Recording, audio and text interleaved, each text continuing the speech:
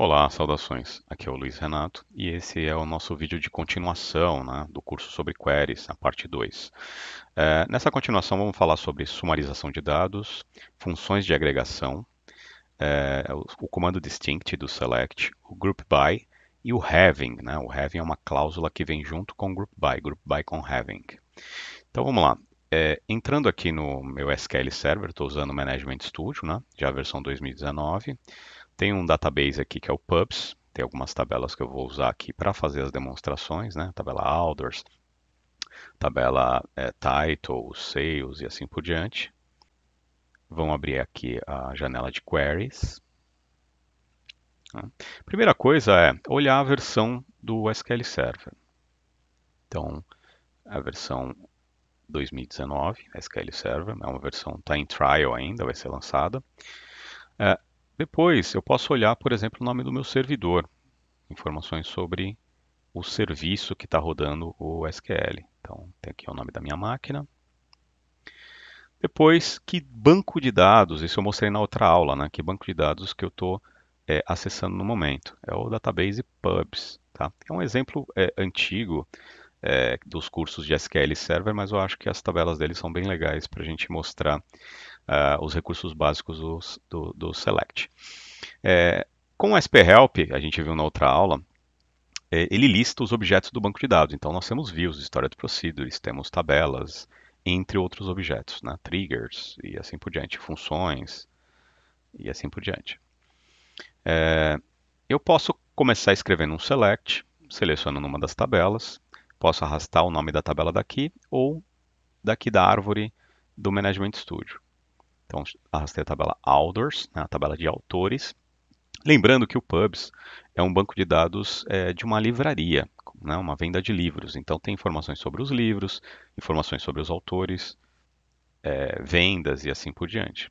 Para executar as queries no Management Studio, a gente usa aquele botãozinho lá de exec, ou as teclas de atalho Alt X, ou as teclas de atalho Ctrl E, ou uma tecla de atalho que é o F5. Qualquer dessas teclas de atalho permite que a gente execute o comando, né? Eu seleciono lá a porção do comando que eu vou executar e executo. Agora eu vou fazer um select em uma das colunas, em uma só coluna da tabela Authors, né? A tabela de autores de livros. Ele tem diversas colunas, tem uma coluna que é AUL Name. Essa coluna tem o last name, né? O sobrenome dos autores. Vou mandar ordenar, né? O order by, que é outro comando que nós vimos na primeira aula, e dou uma olhada. Não tem muito nome repetido, estou vendo aqui o Ranger é um dos nomes, dos sobrenomes que tem repetido, mas não tem muito nome repetido, se não estariam aí organizados em ordem alfabética. Muito bem. Agora eu vou ver o first name, né, a outra coluna. Estou selecionando uma por uma e já colocando para ordenar, com order by. Também não tem muitos nomes repetidos, né? Os nomes são mais ou menos únicos. Dá para ver aqui? Ok. Agora eu vou fazer select em outra tabela. Select asterisco from titles. Tabela de livros. Tabela titles, ele tem o ID do livro, ele tem o título do livro, o tipo do livro, o preço que eu estou marcando ali, tem a sinopse dos livros, entre outras coisas. Ele tem uma coluna, né, a tabela titles, ela tem uma coluna chamada type, né, que é a coleção do livro. Então tem livros de negócio, livros de psicologia. Deixa eu ordenar essa saída aqui. Order by type. Tá vendo? Eu tenho várias coleções repetidas. Eu tenho vários livros que são de psicologia, vários livros que são de negócios e assim por diante. A pergunta que eu quero fazer é quantos livros diferentes, quantos tipos diferentes de livros eu tenho?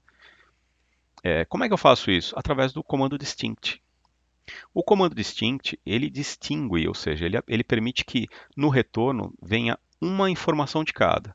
Então, usando o distinct, ao invés de ele repetir várias vezes, né, os livros de negócio, por exemplo, ele trouxe uma vez só. Vamos fazer com Alders. O Alders a gente tinha visto que no last name, coluna last name tinha um nome repetido. Eu vou dar um order by aqui para a gente achar ele. Order by ao L name. Seleciono. Deixa eu pular a linha aqui. executa. Muito bem. Procurando aqui, como está em ordem alfabética, tem dois autores que têm um nome igual, sobrenome igual, Ringer. Então eu vou selecionar exatamente esses caras, ó.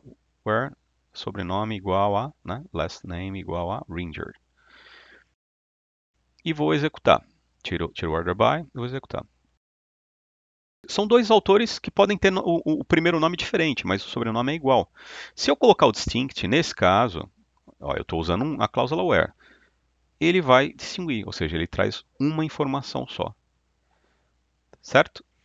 Então, quando eu coloco asterisco, ele vai tentar distinguir a linha inteira. Que não é, porque a linha inteira não é repetida, né? Você vê que tem algumas colunas, até esses autores têm o mesmo endereço, o mesmo zip code, olha lá. Só que o código é diferente, que é a chave primária, e o nome, né, o primeiro nome é diferente. Anne e Albert podem até ser casados, os autores.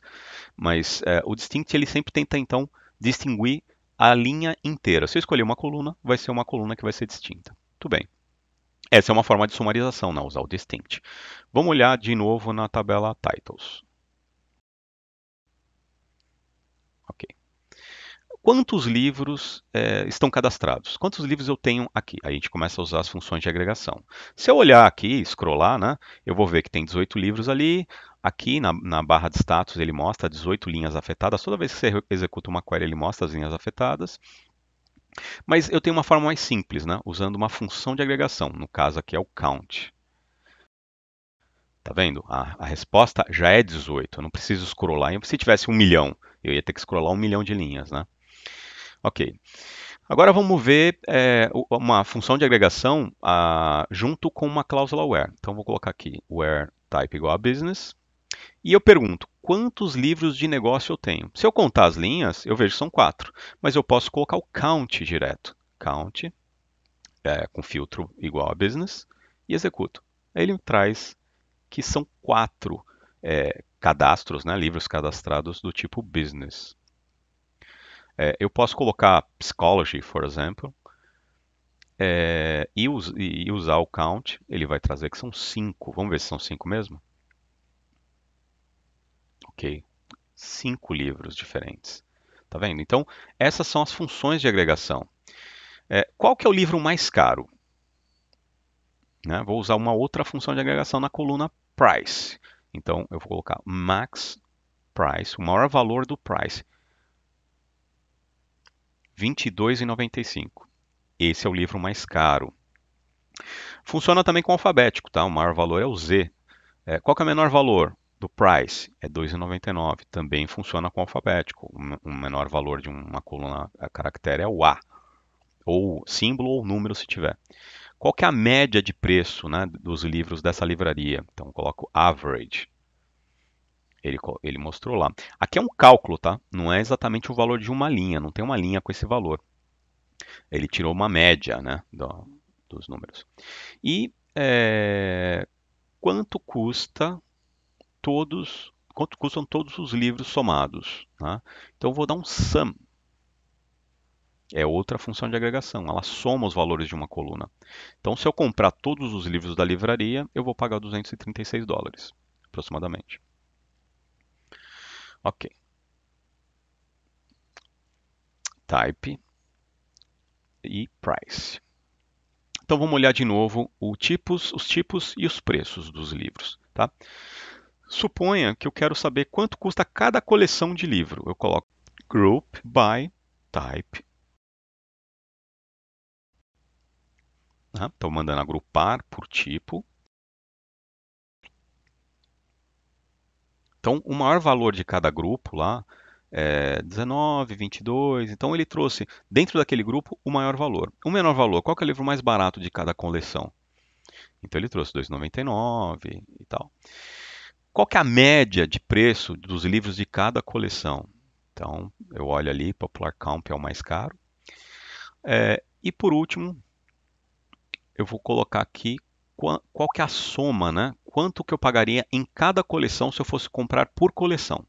E aí ele retorna o preço de todos os livros de uma coleção somados. Primeira coisa, eu posso usar as funções de agregação com group by com where, ou seja, tudo que a gente aprendeu até agora, eu consigo usar dentro da cláusula do select. Tem um tipo de livro que é não decidido, né, ainda. É undecided. Então eu tirei ele dessa conta, até porque os preços dos livros desse grupo ainda não estão definidos, então ele ficava como nulo. Agora eu tenho a resposta, né? A soma de todos os livros de cada coleção. Mas suponha que eu quero comprar só livros que custam até $50. São esses livros aí, ó. Esses custam até $50.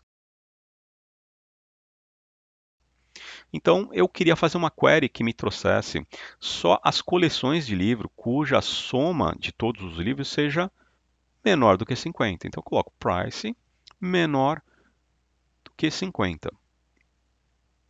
Dá certinho, né? Certo? Errado. Isso está completamente errado. Por quê? Se eu for olhar no detalhe da tabela, aqui ele não muda nada, né? Continua trazendo. Se eu for olhar no detalhe da tabela, eu vou ver que nenhum livro tem um preço máximo maior que 50. Na verdade, o preço máximo é 22,95. Então, ele não vai resolver essa cláusula. É, o valor da soma ele só é executado depois da execução do group by. Né? Então, quando eu executo o group by, aí sim ele tem o valor da soma. Então, depois que eu executo o group by, é que eu tenho que fazer um outro filtro, filtrando o resultado da soma. Então, é o having. Existe um comando chamado having, está sempre atrelado ao group by. Então, having da soma tem que ser menor do que 50. Aí, se eu executar, né? Então, soma e soma. Se eu executar nesse caso, não, having com o group by, aqui, aí ele filtra. Vejam bem, então o having está sempre junto com o group by, having não se executa sozinho. E se eu filtrar, né, eu fiz um group by sem o having, aparecem todos, né, então tem business 54, psychology 67. Se eu executar com o group by e o having, ele faz um filtro. Então o having é como se fosse uma cláusula where do group by. E isso é o que eu queria mostrar hoje. Obrigado pela audiência e até a próxima.